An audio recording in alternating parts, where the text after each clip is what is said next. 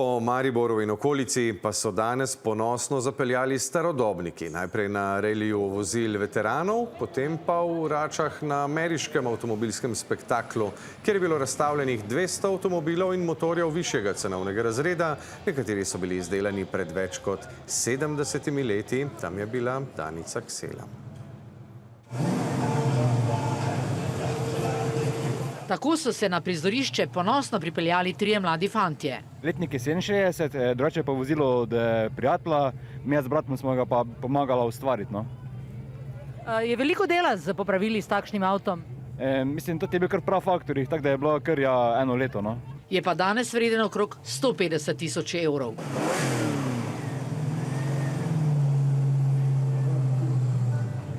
Med najstarejšimi je bil avtomobil z lastnikom iz Avstrije. Dobil ga je pred 3 leti kot presenečenje od svoje žene. This is a Cadillac.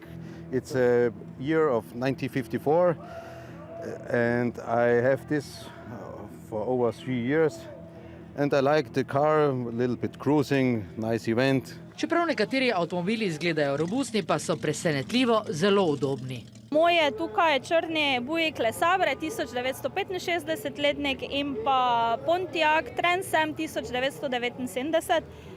Ta modri je od partnerja, črni je moj.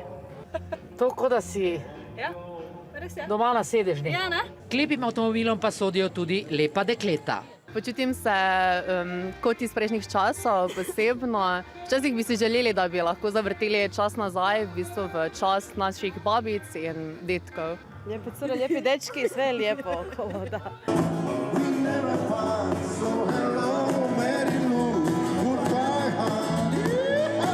O bleščečih ameriških avtomobilih in dobri glasbi bo v Račah zagotovo noč še dolga.